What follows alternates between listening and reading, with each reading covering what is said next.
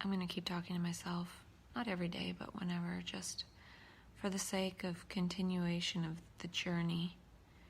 And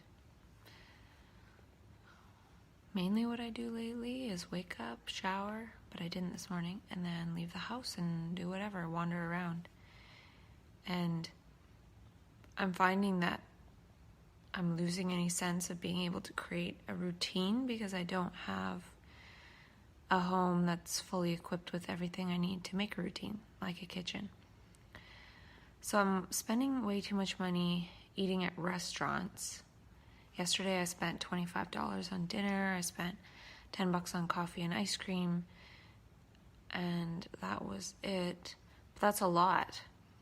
$35 a day, that could almost pay rent.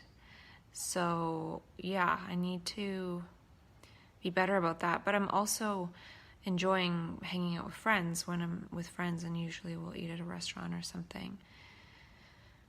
So it's not bad, but it's not sustainable. But I am planning to leave in a month or so anyway, so it's just sort of the cost of not having a kitchen. And I am getting a sense of what it is like to live just having a place to sleep and shower, which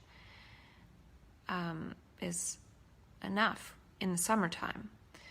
In the wintertime, it wouldn't really be good. It wouldn't work out because I don't want to stay there during the day.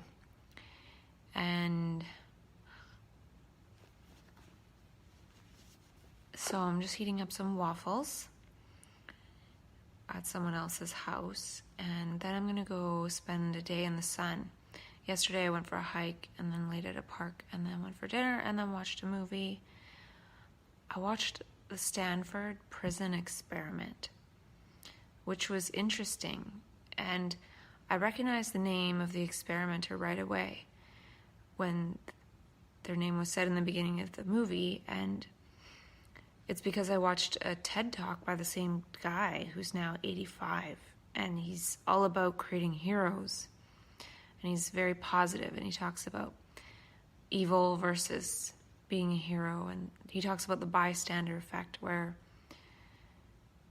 we all sort of stand around watching something happen until one person starts doing something, like in an emergency, and then everyone starts to jump in and help. So he said, be the first one, or something like that. So he raised some great points in his TED Talk, which I watched again. And yeah, I really feel like I've been spending months and months in this whole feeling of real self-centered, self-pity problems. And they're not even really that big of problems. I'm creating those problems, and I see that. But what I'm confused about for me is that I'm sort of trying to stay away from certain energies because I have been away from those energies. And it's nobody's fault. It literally, this sort of keeps us all in the perspective of being self-centered, because what I'm realizing is I don't really need very much, but not to be in an environment where there could be violence or what have you. I'm gonna go check on my waffles.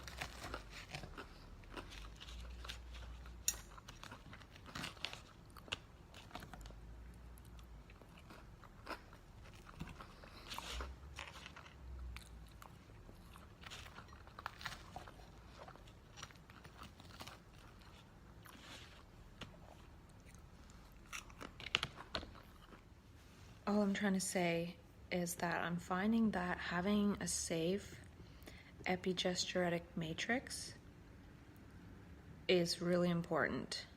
And the thing is, it's not necessarily about feeling safe from others per se, but I don't feel safe within myself to act my best around certain people.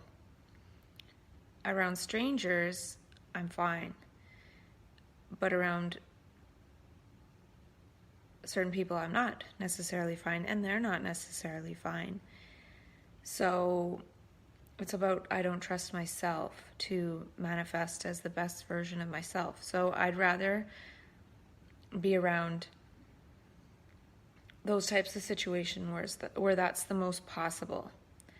And I know there's stuff that can be done to fix that other scenario, but I don't think it can be fixed while living in the same space. It's not safe, because if I want to get away, there's nowhere to go. So yeah, it's kind of challenging. So for me, this next month or so before I leave, it'll be challenging, and it is a challenge, and it's interesting timing in that I no longer have help from the mental health system. I'm sort of left to my own devices and feeling my vulnerabilities and inadequacies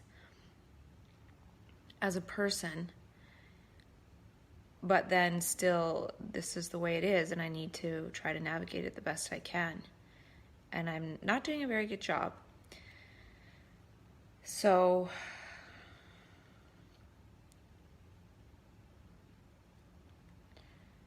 I'm not sure what's going to happen. I might see if my brain twin can come and visit. And I'm going to try and do some reading in the next few weeks, just read some of the old books that were helpful. Because I know the only thing I can change is myself. I can't try to change other people. But the thing is, with this bipolar energy, sometimes there's a lot of energy in that does change other people in a good way. It changes everything in a good way. But we just can't really sustain it together. So it's not safe to just allow all that love and wonderful energy to flow, because it gets misinterpreted or it gets squashed. And I'm okay with that. It's just kind of painful to have to start again. It's hard to explain these things, but it's all a learning process, and I'm learning. And in terms of the supplements, on the days where I need to go to sleep earlier, I don't take a tyrosine or SAMe or methylfolate. But on the days where I have to wake up a bit earlier, so I didn't get a full 12 hours or something, and I'm going to be up longer, over 12 hours, I take tyrosine, methylfolate, and SAMe. And those give me a bit of a boost where I feel some energy. And some days I'm only up for like 8 or 9 hours because I slept so long, and I need to get to sleep a bit earlier in order to wake up for an earlier day. Like today I woke up at 11, but I want to try to go to sleep at 9 p.m. because I have an appointment to drop off my car at 7 a.m. So I'll be able to make myself go to sleep with the meds, but tomorrow would be a day where I would take tyrosine and SAMe, methylfolate. And I've been doing half a Zopiclone at night. Some friends told me about a med called Nausenan, which is an antipsychotic, but I think at low doses it helps with sleep, and it's not really addictive. I don't necessarily want to take another antipsychotic, but I also know that I have to sleep, because since those few days of not sleeping a couple weeks ago and now being able to sleep, I don't feel as agitated, or like I feel quite a bit better. And I don't really have, I think that energy is there right now, and that's why when I wake up I feel kind of fine, even though I just took half a Zopiclone, 2 Benadryl, 75 milligrams of Trazodone, and 62 and a half milligrams of quetiapine. So that's quite a bit, but I wake up feeling mostly fine. And Today I'll just have a little coffee because I do really enjoy coffee right now. So it's sort of counterintuitive to boost oneself up and then need to drug oneself to go to sleep. But I wasn't drinking coffee for a long time, and then I wasn't able to sleep anyway. So I'm going to go check on my other waffle. What I do hope this illustrates for people after some time, because this is sort of for me, an uninteresting period of time.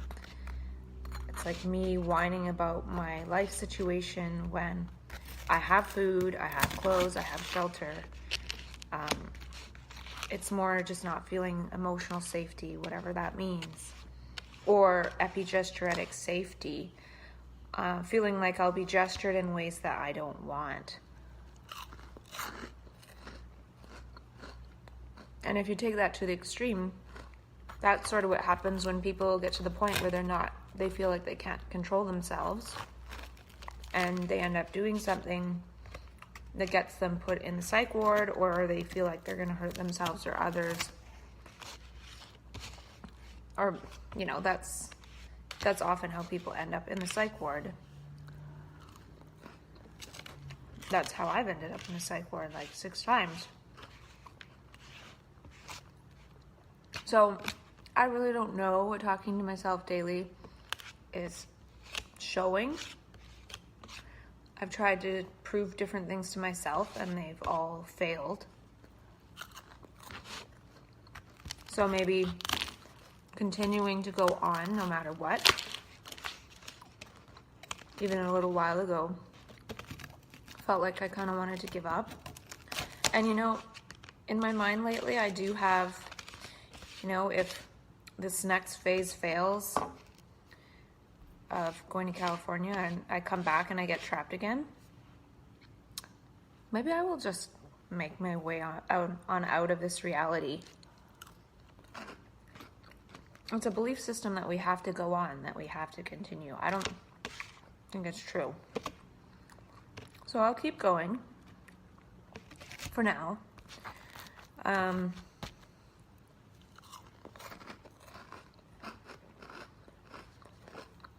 Because I feel lately, I've gotten to experience the ego's subtle movement of wanting to do something to draw attention to itself.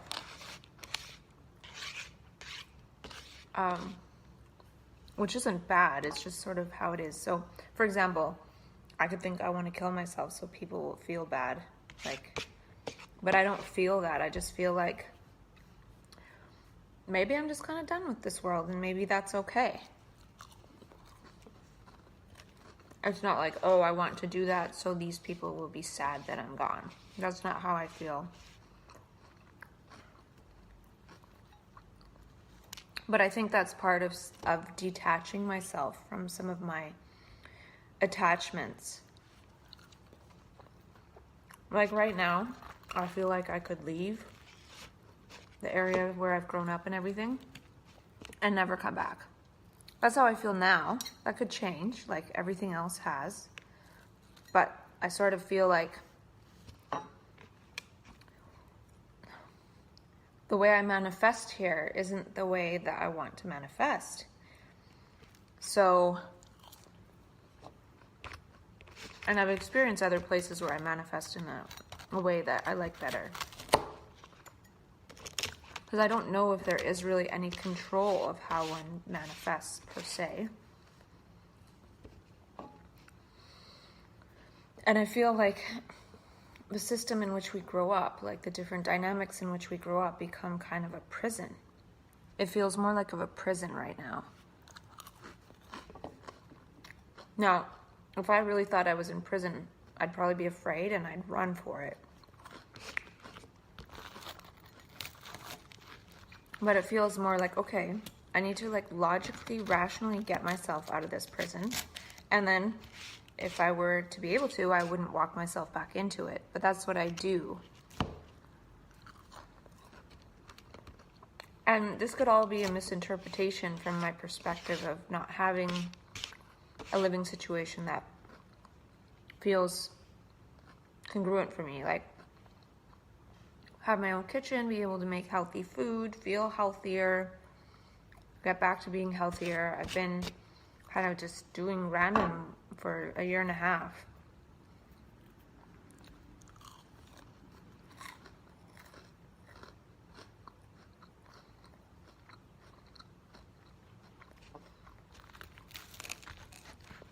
And it's not a matter of right and wrong. It's a matter of finding out who one is and what one wants in one's own life for oneself.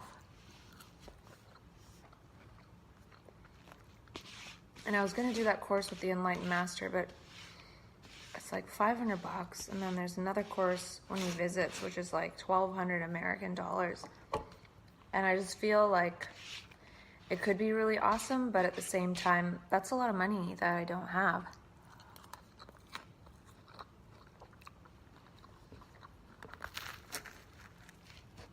Speaking of money that I don't have, the universe sent me a line of credit offer that I accepted. So I do have access to some funds, which I think will be helpful because when I come back here, if I come back, I need to set up my own space no matter what. Don't forget that. So yeah, I'm going to go enjoy California hopefully, and then maybe come back. Maybe I'll meet someone down there. That's not my goal, but maybe I'll meet someone and stay down there. Anything is possible.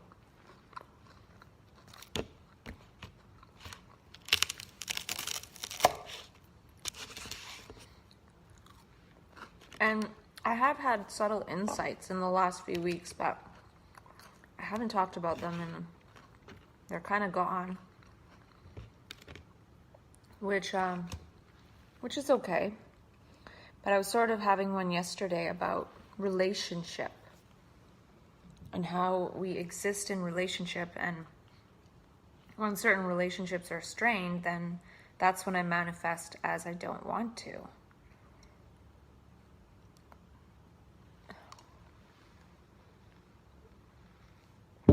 And I hope this shows that when I get back, if I come back and I have my own space, I can have better relationships with those relationships that are feeling strained because of living in close proximity. And I always felt early on that the fact that I moved to supported housing was like so big for getting better. And now that I'm living the way I am now, I see that that was absolutely true. I sort of felt that before, but now I know.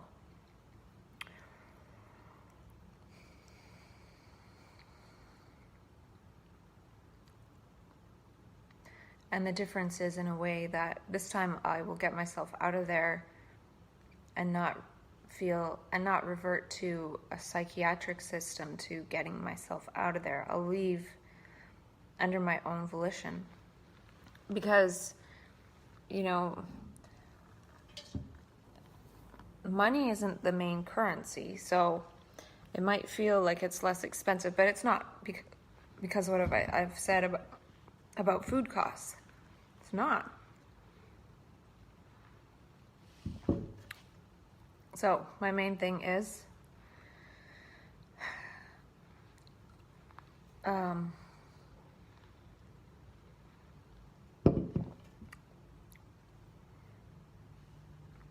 I'm going away, so there's no point in moving right now, but I will. So that's what I wanted to talk about, and it's not that interesting, and this is sort of the same thing that will be going on for the next month or so. Unless my brain twin comes to visit, then that might be kind of interesting.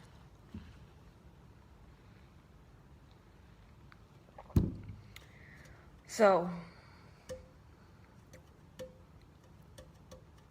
now I've had my waffles, and I'm going to go to the park. I'm going to get a coffee, I'm going to get gasoline, and I'm going to go to the park and get some sun. I haven't really been getting sun and walking and stuff, and I think getting some sun and then finding some fresh local blueberries and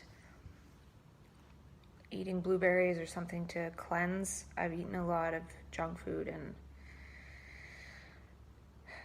it's interesting how I can maintain it pretty well. I don't crave the junk, it's just what I'm eating, and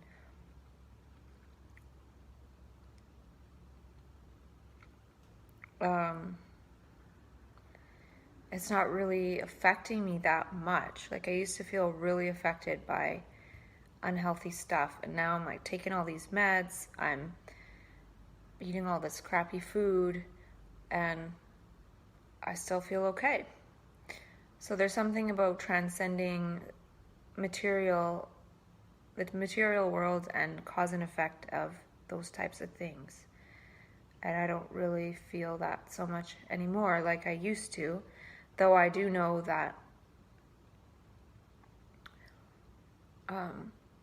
it'll be helpful one day to show the difference of being really healthy, because I haven't really been talking to myself when I've been feeling really healthy. It was before 2 years ago, like 2.5 years ago, when I was probably at my healthiest, and I wasn't talking to myself then. So yeah, it'll be cool to eventually show having a nice space and getting healthy, and maybe helping people with getting healthy and stuff like that, because that's one of the main things that we struggle with, is sometimes weight and health. And when we can fix that, a lot of other things tend to fall into place. You know, maybe I'll go back to school and study some kind of nutrition or something. I don't know. Anything's possible.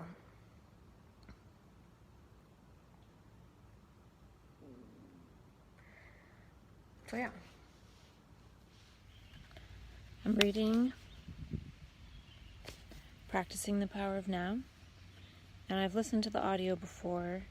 I've read The Power of Now, and it was the most powerful book I ever read. And it's what spurred me on to read probably 100 or so books of its kind afterwards. But I like this part on page 10. It says, many of those passages are particularly suitable for meditative reading. When you practice meditative reading, you do not read primarily to gather new information, but to enter a different state of consciousness as you read.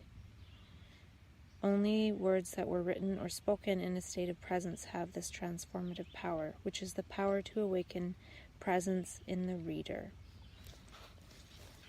So I like that, and that's sort of why I'm wanting to possibly read a bit lately, is to read books with that type of transformative power, because my mind is preoccupied with certain beliefs that are only situationally true, and they're not even true, and I realize they're not true, and that's why I'm wondering about some of these beliefs as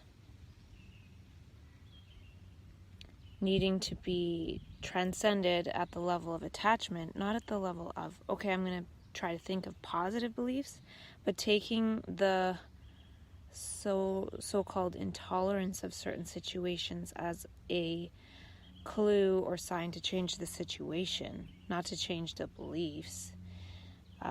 That can be done too, but I think I'd rather change my situation than the beliefs are just not even there. And I've experienced that in the past.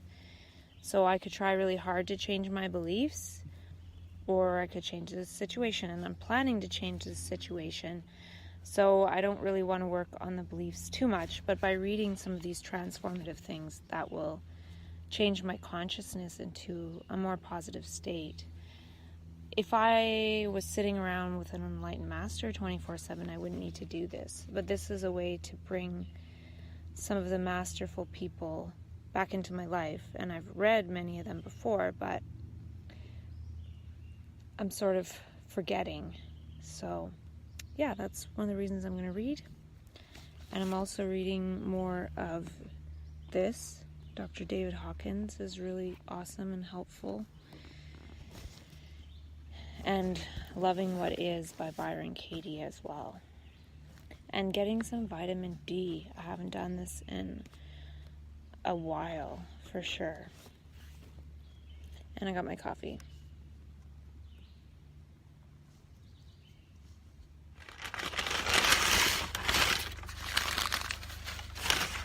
The unhealthiness continues.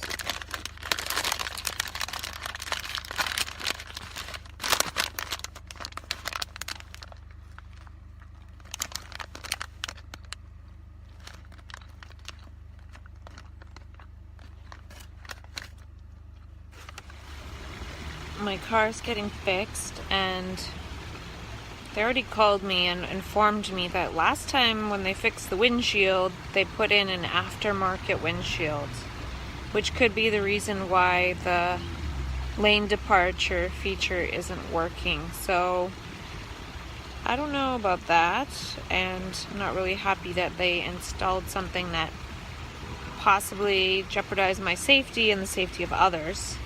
It wasn't them, but they sent it to a glass shop, and that's what the glass shop did. So I'll find out about that later, I guess. And I just saw a Tesla, one of the new ones that is not as expensive.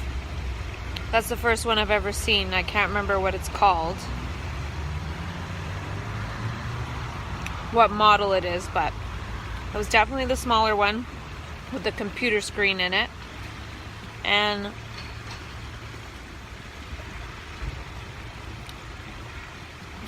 also, speaking of this whole, it seems like subconsciously the ego wants to draw attention to itself. I was holding my phone and clicking it without even realizing it. And I was pressing the lock the home screen button, and I have it set up for emergency SOS. So if you press it 5 times in a row, I've never done it, but it starts to call emergency. And then I also have it set up so people who are my emergency contacts in my medical ID app get notified where I am. So all of a sudden I'm walking and the phone starts going weird. I was like, what the heck? I look at it and it's counting down to when it's gonna do the emergency SOS thing. And I was like, holy crap. And I stopped it with 1 second to go. Like, this is what I mean by it wants to create a scene or draw attention to itself.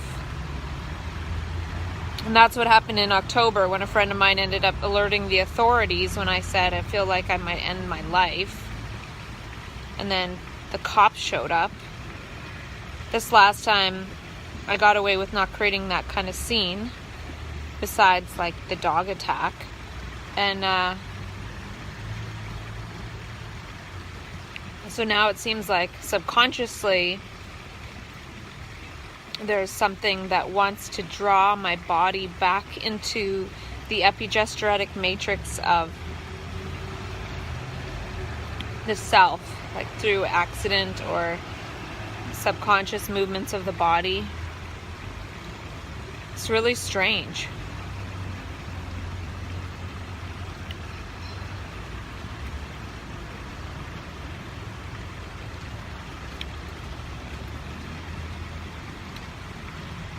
And I got a phone call from somebody when I was doing that cleaning. They said, oh, do you do cleaning? And they wanted me to clean for them, which was strange. They got that information from the person I used to clean for, which that was a good gig, but I went into crappy states of consciousness and messed it up.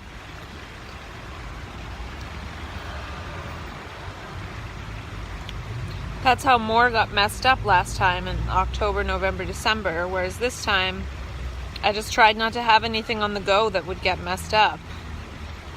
And that's a different strategy, is less to explain to people when I have to stop doing things that I'm doing because all of a sudden I'm not doing well. So this way, nobody really notices as much that I'm not doing well.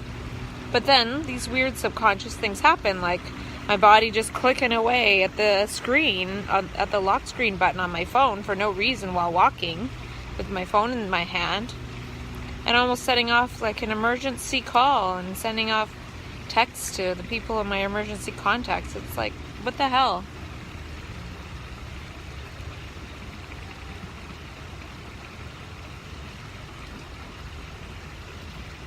And I feel less comfortable wandering around yesterday and today. I'd rather be around friends.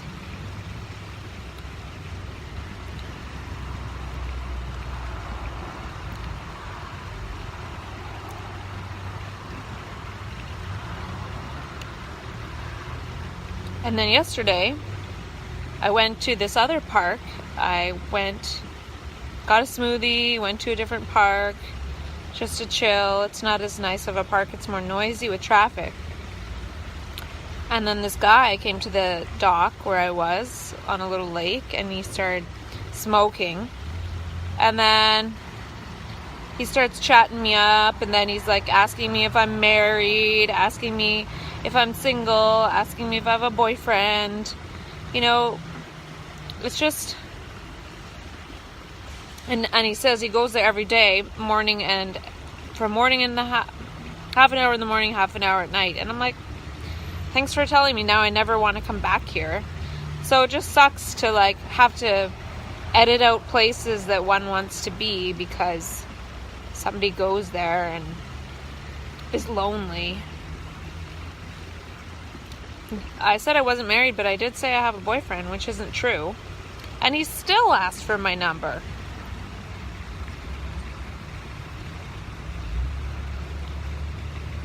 And then I was reading a study today unrelated to that, and it said something about how men interpret smiles as maybe they want to have sex, and it's just not true. So maybe I'll stop smiling at men. I don't really have a problem smiling at men, but I don't want to give them the wrong information. When apparently a simple smile is the wrong information.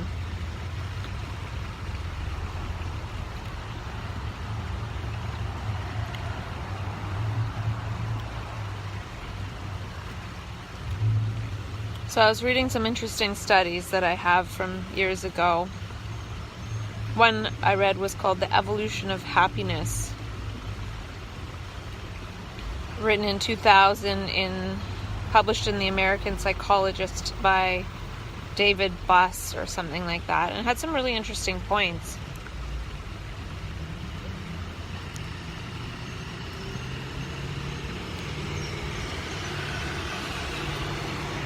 It's talking about reciprocity and cooperation and making that a social norm instead of like egoic stuff. So I feel like we learn a bunch of that stuff in Mania, but we're not able to keep going with it because that's not the way the environment is designed.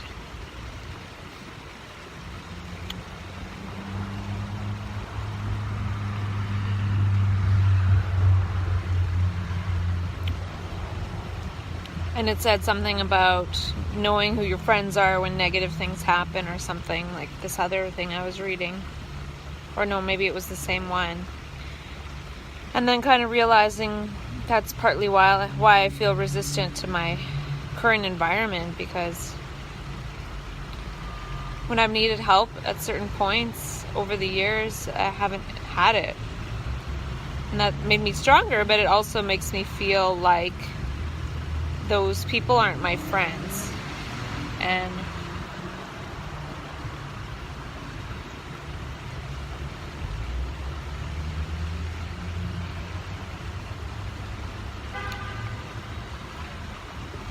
a lot more, but I don't want to talk too long because I don't have a charger for my phone. and I need to have the phone call from the dealership to get my car.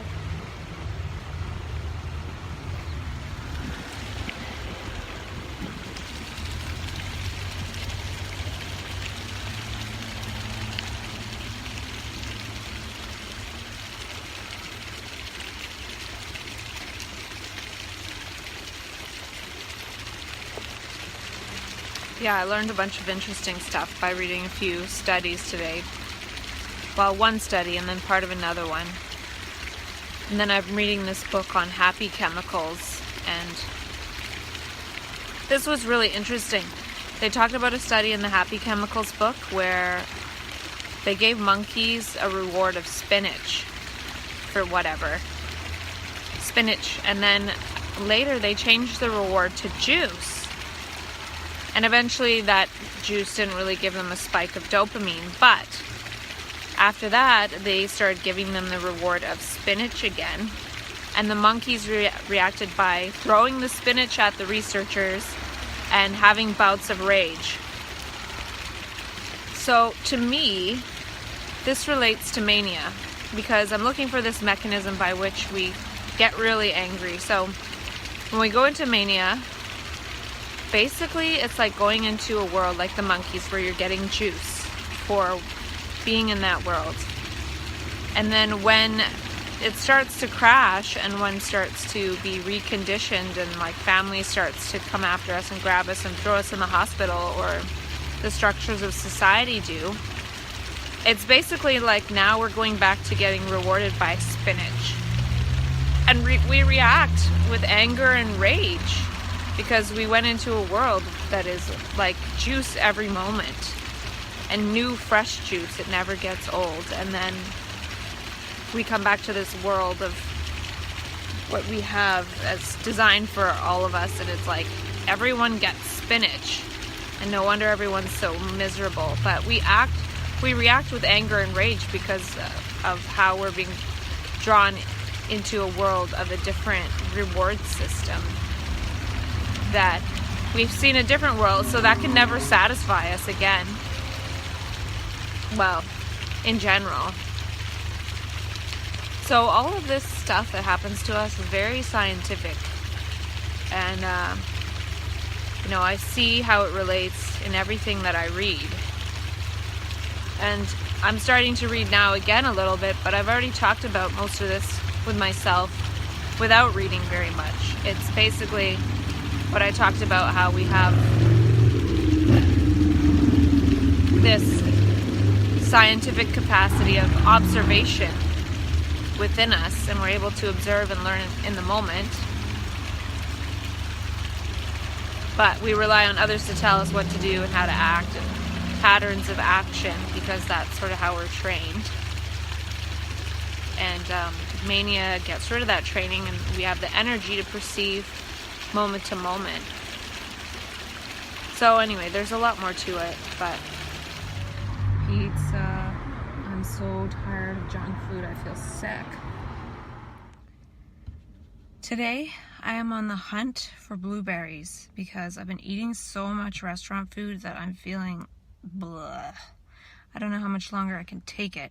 So I'm gonna get blueberries for the day and see how that goes, because I'm not going to say, hey, I'm going to eat blueberries all the time, because whenever I do that, I forget, or I move on to something else, or some kind of mood of some sort dictates something else. And so here I go. I got my blueberries, and now I'm at my quiet park. I learned that they're going to be building a playground here, so it won't be quiet at this spot, at least. It'll be a lot busier. But that's not until next year. So, yeah, yesterday was a busy day. I was sitting at Tim Hortons, sitting on the sidewalk, and it was noisy with cars. And then I went to the coffee shop, and there's music playing, so it felt kind of overwhelming in terms of noise.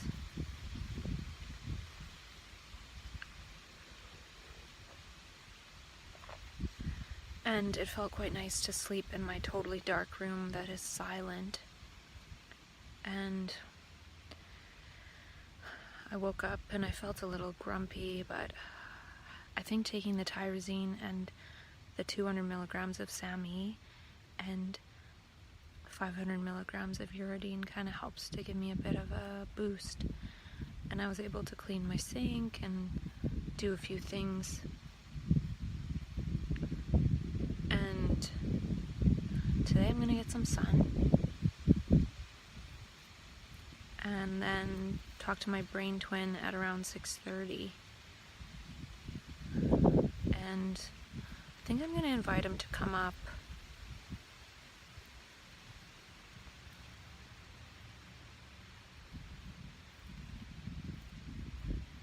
So, yeah, I have this idea to ask him, maybe after I get back from California next year, maybe he could come up here for a while and we could just like focus on creating something and just go with it. I don't know. And yesterday I made a lot of notes from what I was reading and studying, and when I read and I study, I feel like a lot of what I said to myself has a lot of truth to it. Not ultimate truth, but relatively true.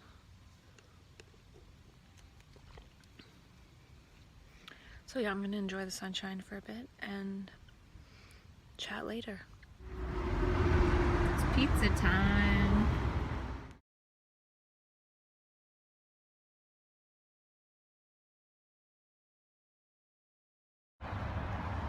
So it looks like they're gonna fix the glass. They put in the wrong glass. I know nothing about windshield glass for cars, but my lane departure feature wasn't working properly after I got the glass fixed. And then I was told by Honda that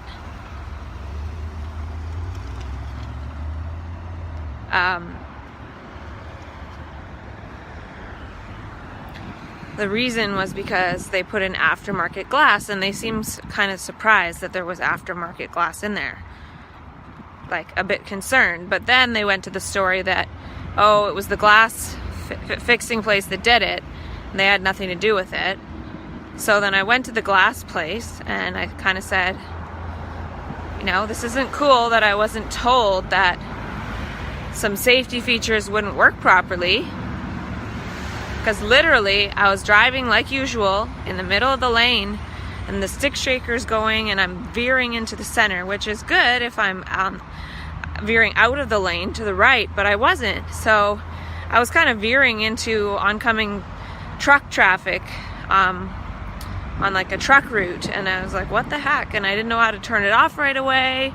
You know, so it was quite a dangerous situation, I feel it, because I'm very particular about driving.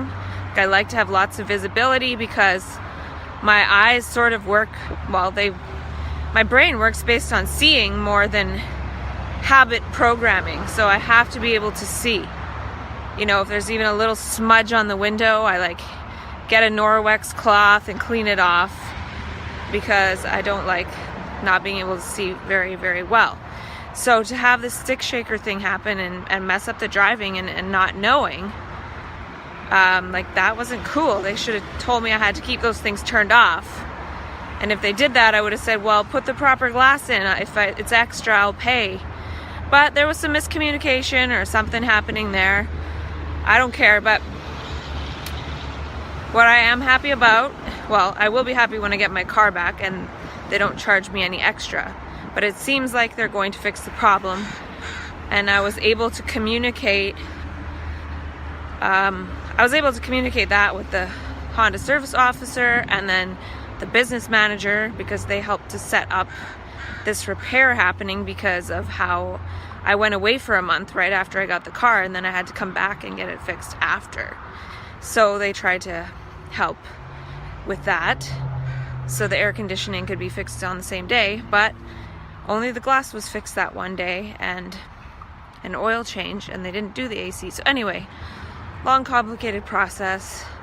The console's still not working very well. It just shuts off. So they might have to repair that too.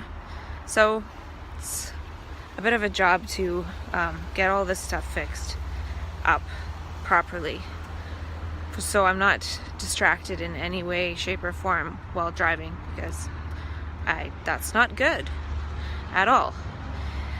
You know, especially being on medications and stuff, one has to be even more careful. I've had people tell me that they had to stop driving because of the medications they take.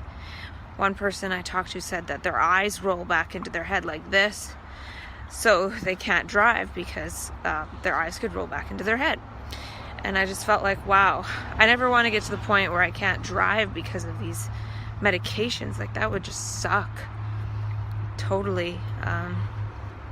So I'm glad I can drive, and I'm very careful, and I'm a good driver. I haven't, knock on wood, had an accident that was 100% my fault in many years. I've been driving for 20 years. So yeah, the whole time there was one accident I was a little bit at fault when I first started driving, and that's it. So I'm pretty safe, and I want to remain that way. I don't want technology veering me into the center lane. So anyone who has a high-tech car, that the glass has to be the right glass, because there's a camera in the front, and if the glass is warped in any way, shape, or form, or it's not the right glass, it's going to mess up the feature, and make it unsafe. And anyone knows that if an airline pilot's getting the one piece of information from the instruments, but what's happening is telling him something else, it could be fatal. And that's the same with cars. So we really have to be careful with all this wonderful technology.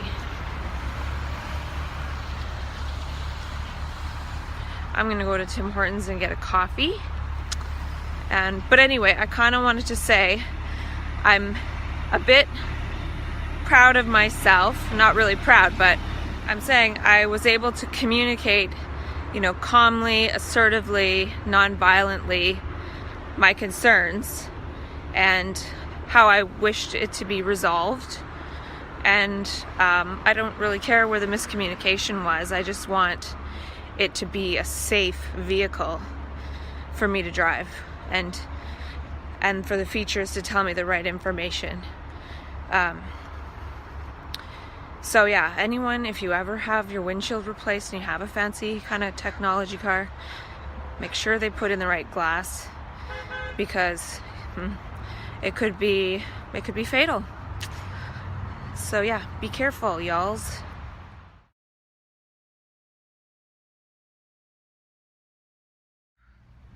It's 30 degrees, and I might be the only one sitting in the sun on purpose. The other day I sat in the sun for 3 hours straight, and I did not burn. And I've said before how years ago I heard Victoria Butenko say wearing sunglasses is part of what causes sunburn on her DVD 12 Steps to Raw Food. And ever since then, I've never worn sunglasses, maybe on a rare occasion, and I've never burnt. And I have a really nice tan right now. And like I mentioned, I was in the sun for 3 hours straight in a bikini in probably close to 30-degree weather, and no burn. And I think it's also because I've allowed my skin over time to use the mechanisms it has in place in order to adapt, like the skin around the eyes, and allowing the light of the sun to come right into the eyes instead of through some kind of sunglasses. When I got back from California, I decided to buy sunglasses because it seemed brighter out in this town than where I used to live. I didn't wear them in California, but I thought, oh, maybe I'm squinting too much because I was in sun in California for so long, and then having more months of summer and sun than I would be used to living in Canada. And I wore them one day for a couple hours, and then when I took them off, the sun was painful to my eyes, like immediately. So I realized that I'd rather squint a bit and maybe have a bit of a brow furrow than have my eyes be improperly sensitized to the sun. I think sun and light is one of the most important nutrients, and I got an email yesterday about an ebook about the importance of red light or far infrared light, and I didn't buy it. Maybe I could, it was only $2, but I just don't buy things lately because I don't have time to read them, or I don't make time to read them, at least right now. But I think, yeah, light is a really important nutrient, and being able to process it properly, especially as someone who goes into mania, because one of the things that happens is that our pupils dilate.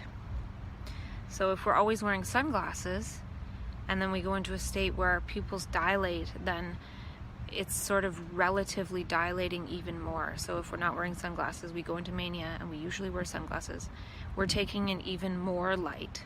So having the eyes properly attuned to lots of sunlight, I think could be helpful.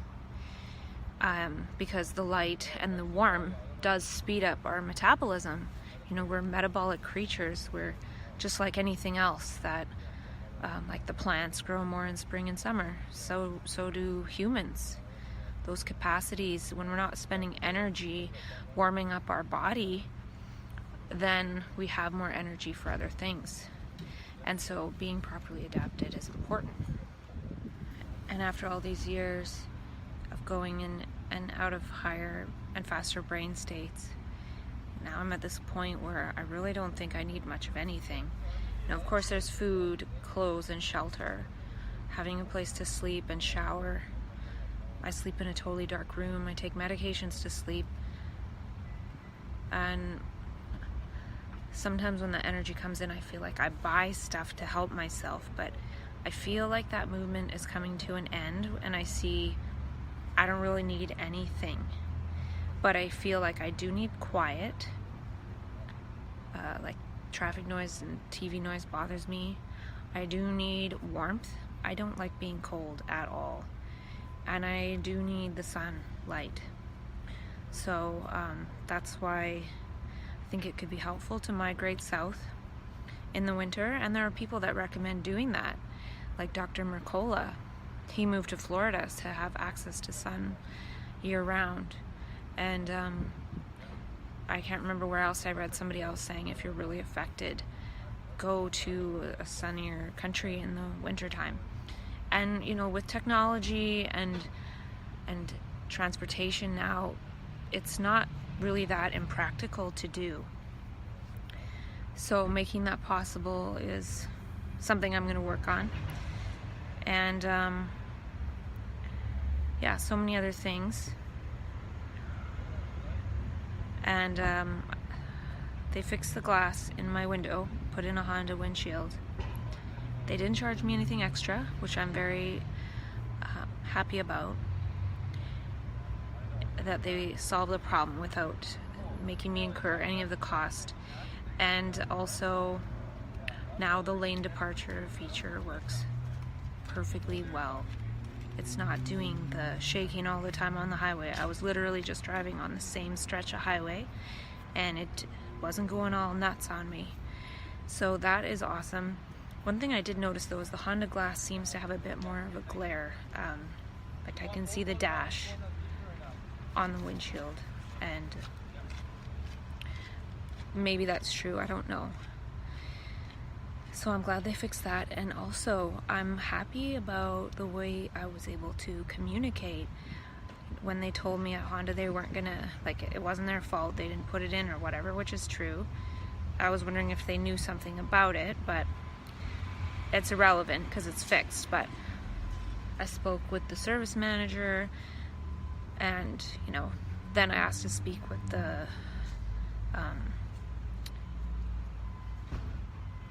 business manager, because she was part of the original deal. And, you know, I said my point assertively and calmly. I did notice that I sort of said, you know, if my dad finds out about this, he'll be really mad, which is true, but I realized that I was sort of like bringing in his gift in a way of being really mad to make things happen. But then I realized I wanted to try to see if I could communicate on my own, and I was able to. I did have somebody call who was a part of the claim, the insurance claim for the glass, because it was their car. Just to clarify something, I don't know what they said, but the glass place ended up calling the manager of that Honda dealership, and then when I talked to him the night before, he said, he might incur a bit of a cost, and then when I went today, he said you won't incur any of the cost, and then I didn't believe that until I picked up my car, and they indeed didn't charge me. So, I think I learned a lot about communication and not needing to call in this type of energy to make it right. Like, it can be made right without getting angry. And I'm angry partly at that anger inside me that I learned from my environment, and I don't want to participate in that. And I was able to not bring that in. I didn't even let anyone else know except for the other person who sold the car to me get a little bit involved. So I'm happy. I'm kind of like, wow, I'm learning to communicate and communicate in all circumstances, and I don't know if that will keep going, but being able to communicate the truth of what I've experienced in these so-called mental illness things, and then being able to communicate writing a safety hazard on the car that they repaired, making it safe for others as well as for myself. And it feels good. And now I'm just waiting for a counseling appointment. I picked up 2 more weeks of Zopiclone, and I made an appointment to see my GP. It'll be the first time I'm seeing my GP for so-called bipolar. And a couple of friends have told me about a medication called Nazanan that's good for sleep. It's an antipsychotic that in low doses helps with sleep, because what I'm learning from the situation I'm in now, which is like, it's not my ideal living situation because I'm living with people who have a total different paradigm.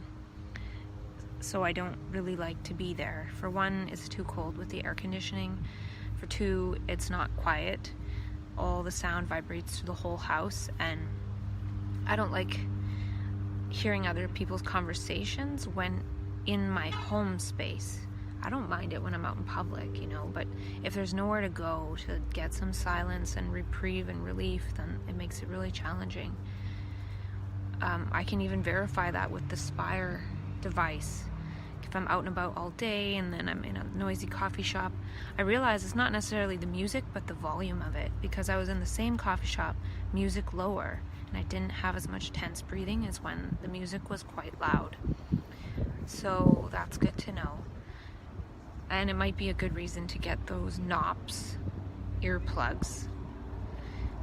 We'll see. Maybe. It's a froggy. I thought he was kind of like that moss there. I almost walked right by him.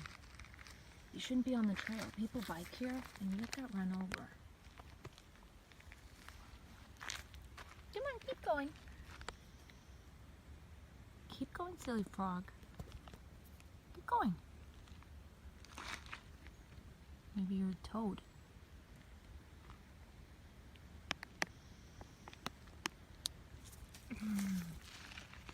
Yeah, you get off the trail. I don't want you to be roadkill. Come on, keep going. Keep going. Yeah, that's it. Come on, run away from me.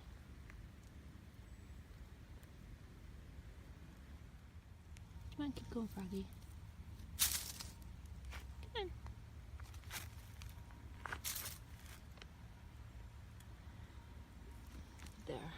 think you're safer up here.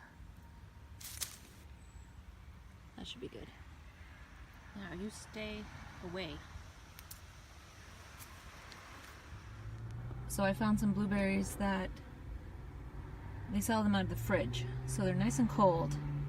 So they're ready to eat, but I need to rinse them off. So I'm gonna go to a coffee shop and rinse them off and have a blueberry fest.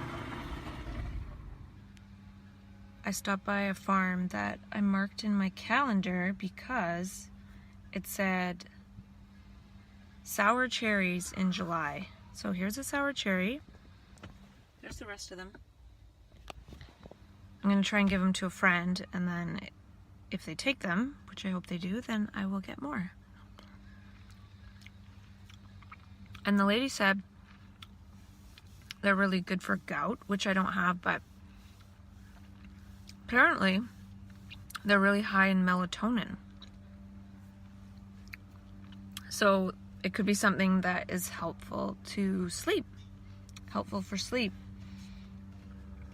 So I'll probably go back and get more and eat a bunch and maybe freeze some. We'll see. But I got that. And when I was driving, it came to mind that another detriment of wearing sunglasses is that when we squint from the sun, we naturally kind of smile. Like, it's hard to squint and frown. It doesn't really happen. So people with sunglasses, they're driving around like, whereas the sun makes us squint and smile. So the world might be a happier place if we allowed the sun to come into our eyes naturally. And those are just the sorts of things my brain comes up with. And there are many often in a day. And just watching someone play soccer. So yeah, I just wanted to stop and say that. And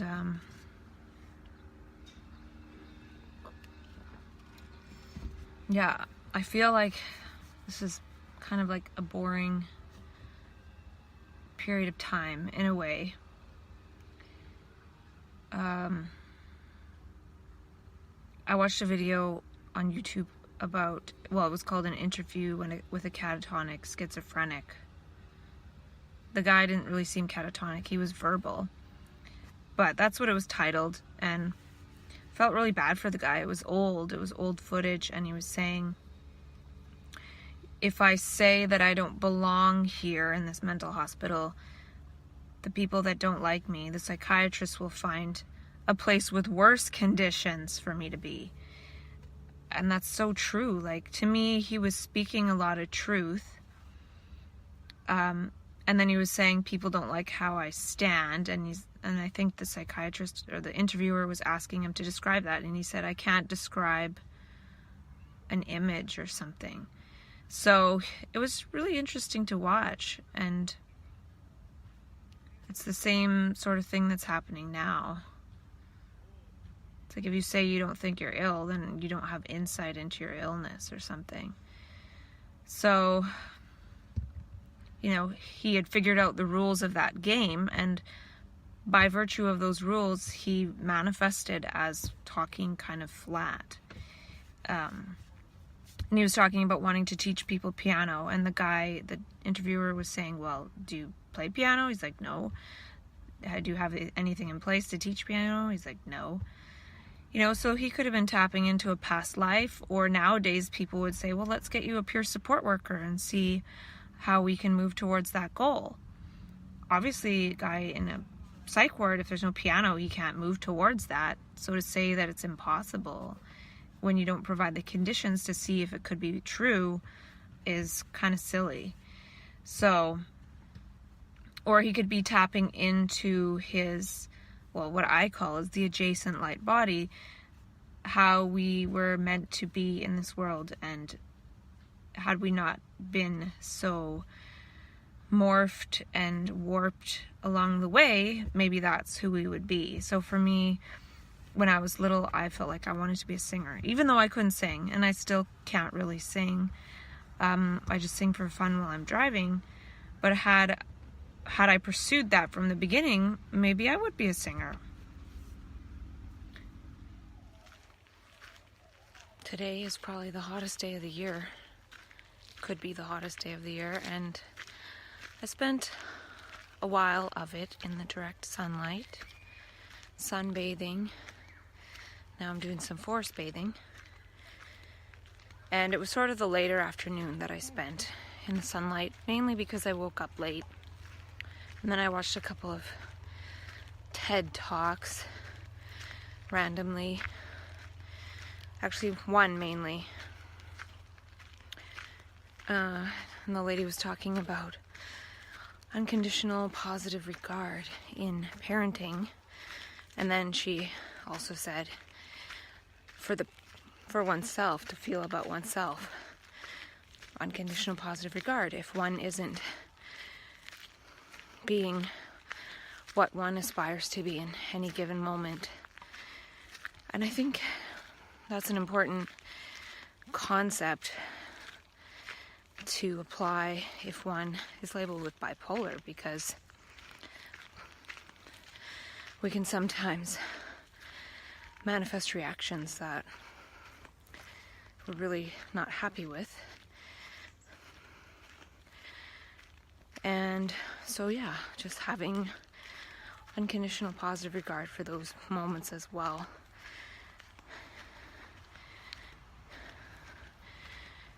And I was reading a bit more of the Happy Chemicals book.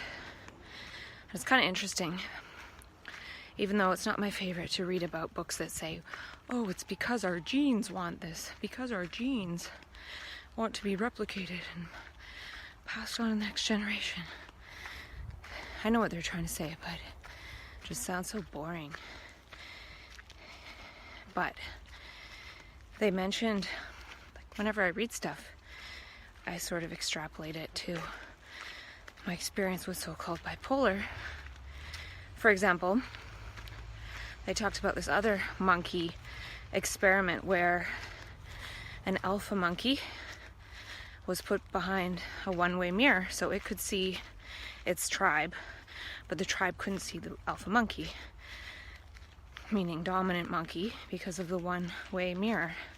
So the dominant monkey's doing these gestures of dominance, and the other monkeys in the tribe aren't responding because they can't see that monkey doing the gestures. But the monkey is unaware of that fact, doesn't know it's a one-way mirror. And each time that it does the gesture of dominance and there's no submission response from the group of monkeys, its serotonin drops and it starts to get really agitated. And so part of what I've talked about with myself in terms of what is the significance of bipolar, or mania as it's called, that heightened energy. I feel that heightened energy puts us into something that you might compare to, I'm not saying it's the same thing, as this alpha monkey state. I don't think it has anything to do with dominance. I think it has something to do with sharing vision and light and new meaning and understanding that we can see. And so we're actually unaware that the others aren't able to see that, though they do sometimes mirror it back to us, so we think they can see. So when we're feeling like they can see and they're mirroring back our state, we keep going, but it doesn't go on indefinitely, because eventually it becomes like a one-way mirror. We're trying to share that energy, but it's not being received. And then that's when we start to get agitated, and when we get agitated, we fall out of that state. That's an oversimplification, and it might not have anything to do with serotonin. It might have something more to do with oxytocin or some other neurochemical that we don't even know about. And what I'm trying to say is, we go into some kind of heightened state and we're trying to share that, but when it's not responded to, that's when we start to lose that energy and whatever neurochemicals are associated with that. And it sort of, to me, points out a mechanism for how at first it seems like people are able to mirror us and we're able to share that energy. But over time, the energy, if it's only going one way, you know, like a river, it just sort of eventually depletes. And that's where I think that something like dialogue can help, because it's sharing in the meaning in a certain way. So yeah, I read a couple things today that point out certain things about what I've experienced. You know, if they have research on monkeys on this, and it's not related, but I'm extrapolating it to that, to a mechanism as to why at a certain point we get agitated. Why don't we stay happy in so-called mania forever? Why do we eventually get agitated? It's because eventually it's not mirrored back. And it is for a while, so it does do something. But we might have to release the attachment to it sustaining itself and just sort of do what we can when that energy's there, and not take it as a failure when it goes away, because it's not really personal. So lately, with the little bit of reading I've been doing and a little bit of thinking, my brain is sort of back in that place of wanting to point out the benefits of mania or whatever. And you know, this book talks a bit about social dominance and animals and things, and I think we can move past that. And I was also thinking in terms of dominance and submission, about how we submit ourselves to psychiatry, or it's a submissive position to be psychiatrized. And I don't think it's wrong per se. I just think if we get ourselves to a place where we don't feel we need to submit, then we don't submit. And I think the power lies in learning how to communicate.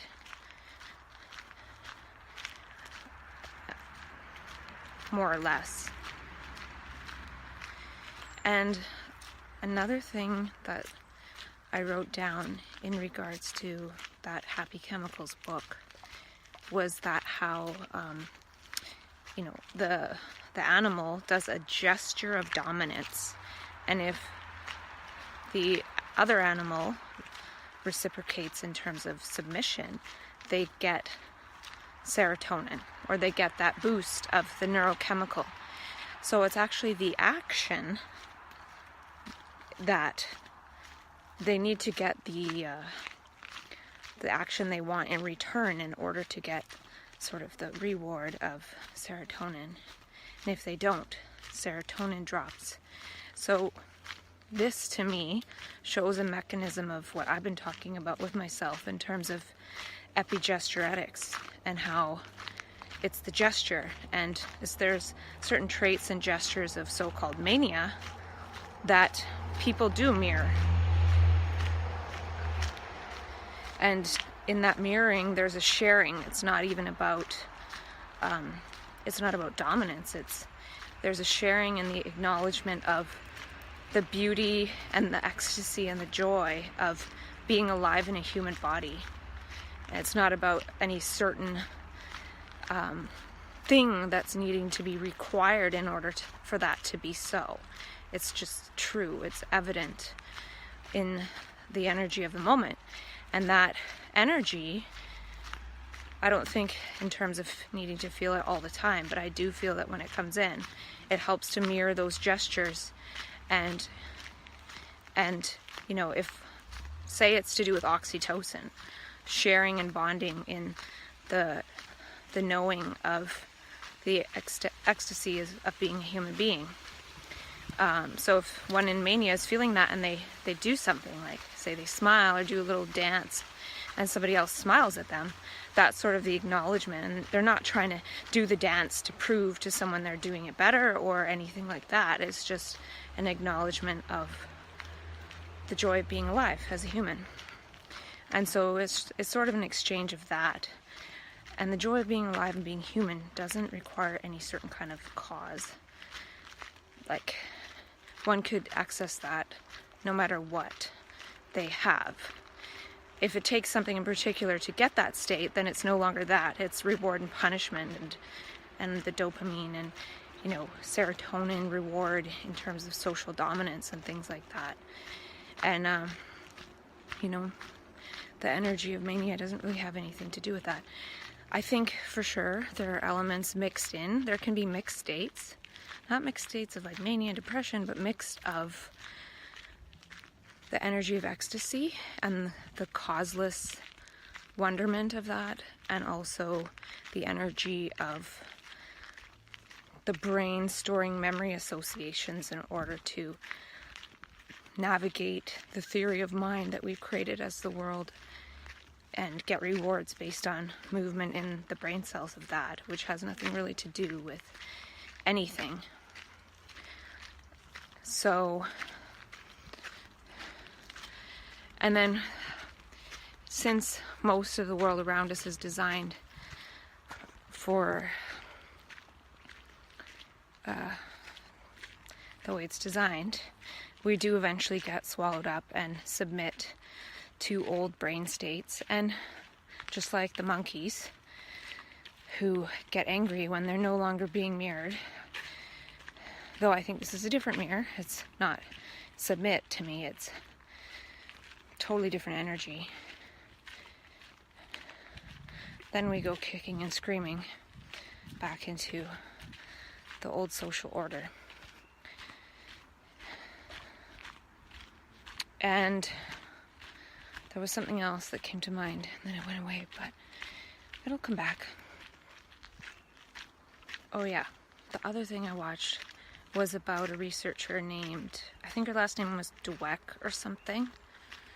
She's from Stanford, and I heard about this through the talk of the lady talking about parenting, and she mentioned this researcher who talked about mindset, and it's either a person can have a growth mindset or I think it was, I don't know what the other one was.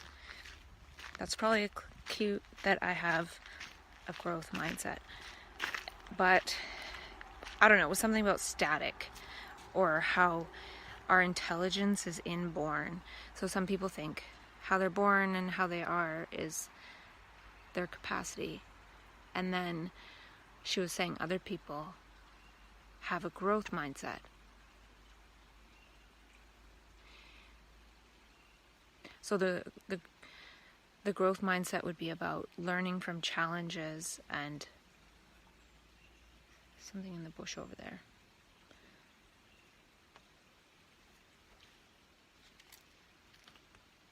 It's a squirrel. And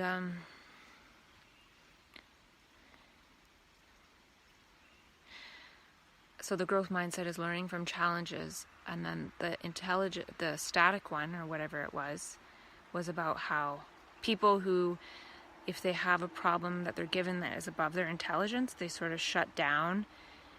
And anyways, it's a good talk. I can't really summarize it. What I wanted to point out from it, though, because she was saying how there was a class on a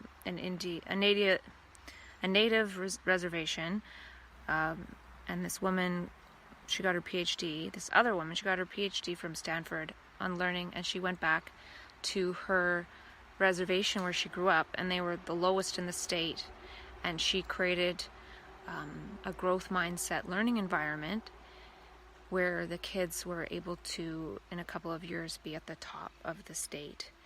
And, their socioeconomic status was the lowest, but they were able to beat, in terms of math and language scores, they were able to beat like the affluent people of Seattle or whatever, the kids that were affluent. So they're making the point, and what they were teaching the kids, what they were basically saying to them at the beginning of the school year or what have you, of course I'm not saying this all right, but in general, they were saying, we care about you this so much that we're going to spend 6 hours today helping you grow your brain. So they were teaching the kids that your brain can grow. And the one researcher said that one of the kids made a comment, "You mean I don't have to be dumb?" So, usually in schools, kids spend so much time just trying not to look stupid. And so they're starting to teach in schools. It's the very beginning of creating a learning environment for growth and rewarding effort and strategies and progress rather than getting the right answer the fastest. So I took a class last year about education. It was really interesting, and it talks a lot about this sort of thing. How, a kid will show you their work and they'll look to you for your reaction, and that's more important than the work they actually did. So they sort of taught in this course that I took about asking about their work, not giving them, oh, that's good or that's bad. So I've talked a lot about this with myself, like moving beyond good and bad. So what I was thinking about this with all this research that this lady was talking about with young kids in school, of the static mindset versus growth. So if they're teaching young kids, hey, you can grow your brain, you can become smarter, I think this can be extrapolated to people who are diagnosed with a mental health condition. And I'm going to say bipolar because I don't know about the other ones, though I feel they're likely on the spectrum of the same sort of thing. So for bipolar, when people are put on meds and everything, they're taught you're supposed to be the same as you were. All of a sudden you change so much that we're uncomfortable. We want you to be static. So we're going to medicate you into being static and how you were before, more or less, and fit into the society as it is. So to me, what I've been talking about with myself with this whole bipolar thing is how our brain goes into an extreme state of neuroplasticity due to the increased energy that comes into the mind and an organism. And so I would say, hey, this is about growth. You can grow as a person. You can grow beyond personhood to take perspectives of nature and animals and all of humanity, and not only from our limited view that we've been conditioned to have, and reward and punishment based on the self. So this is a very small introduction to that idea. But imagine if people who were diagnosed with bipolar were taught the same thing. Hey, your brain can grow. You went into other states of consciousness that you probably don't have all the neural circuitry for right now, but it'll come back, the energy will come back, and each time you can practice seeing how to be with that energy. And we're going to watch what strategies you use and the progress you make and the effort you make. And when you fall out of that energy, we're going to be here to help you. We'll help you get food and shelter and everything for those times when the energy's not there, and your whole nervous system and brain is going into a sort of rest period. It would be similar to someone playing a video game for so long and their hand gets tired, they have to take a break. So I think the same thing can be applied, that our brain can grow beyond the structures of consistent personality that we developed as sort of survival mechanisms. I do think when the energy comes in, we move beyond survival and we go into joy and thriving. But then sometimes that amount of joy and thriving subjectively is seen to not be also objective. I feel that state of thriving would create like a superhuman organism cooperative that would create structures for people to learn and grow and try different strategies. We would design that kind of world. And even the woman in the study, she said that something about kids, when we learn that this is true, that the brain can grow and we can become smarter and more intelligent. It's not an inborn thing. Just like the personality is not inborn, it's sort of trained in. Then it becomes almost a human right to be given the environments for that to be potentiated, for that to be made possible. And that statement that I heard in her study of, children's learning, and how schools aren't adequate for that, but they could be designed in a way that the kids become smarter and they realize that they can. It's the same thing I feel with bipolar, is that I feel the environment's not designed for someone to keep going with that energy long enough to learn how to figure it out. It too quickly becomes captured and it submits to the, I need to be how I was as my personality was up until the point when this energy came in and changed everything. And I do really think that it's evolutionary. It's not a mistake. Like this whole mania thing, it's not a mistake. And it's how it's approached and how it's punished.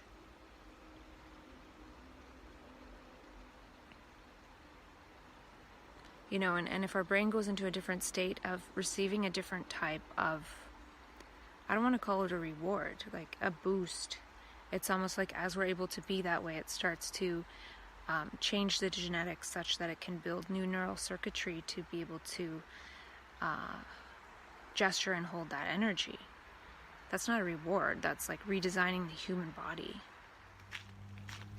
So yeah, that teacher created an environment for brain growth to happen in those children. And I think that a similar environment can be created to help educate people who get a bipolar label how to grow that neural circuitry. And I think this is where dialogue comes in, because in communication, if someone does a gesture like of dominance and then the other submits, they're basically being a mirror. A mirror is basically machinery. And I don't think that is our destiny, is to be this machinery like that. So in terms of, dialogue would be openness, listening, sharing. It's a different type of communication than the machinery of thought. And I think that we as bipolar people need to learn a type of communication that works, because for a while it seems that people are mirroring that joy, but then when we feel like we need to convince people or do something in particular and it's not working, we get mad. So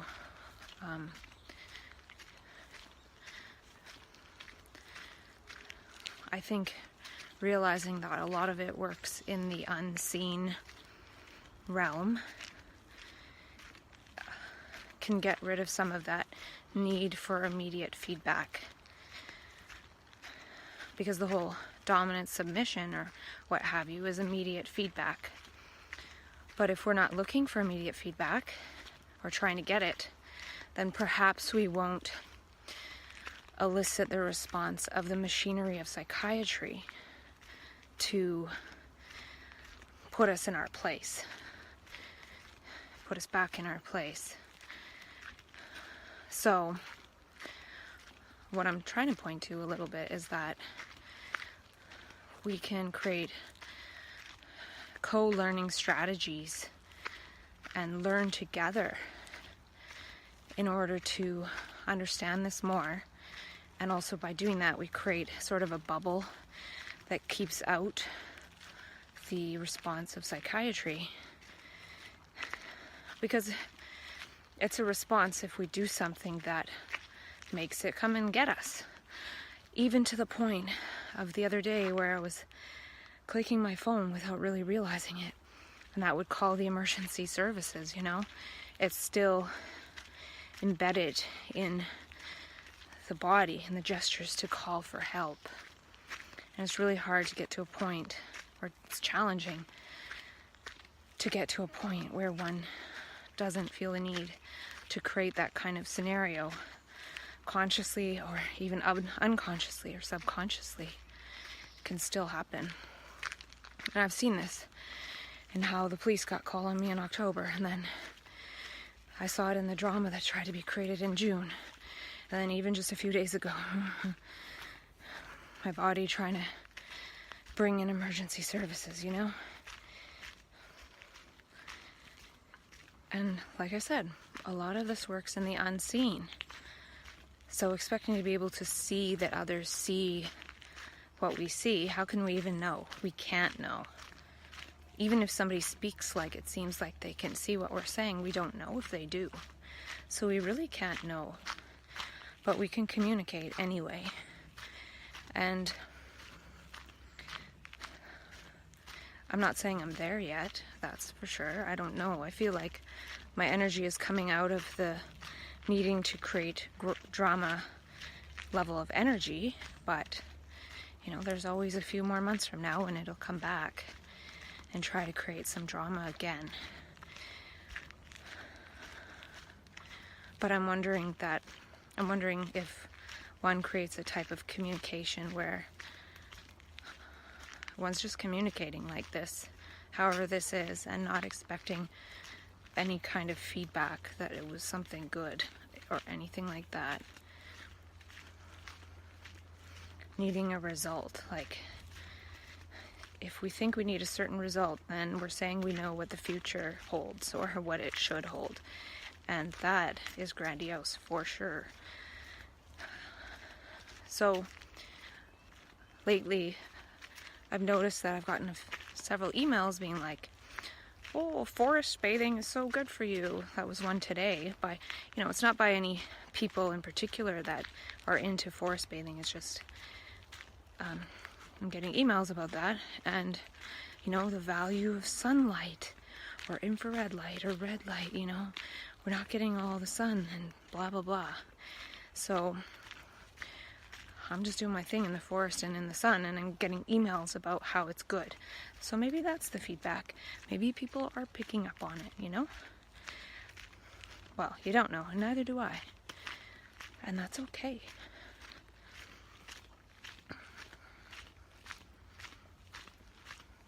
This is a gesture walking through the forest. It's timeless.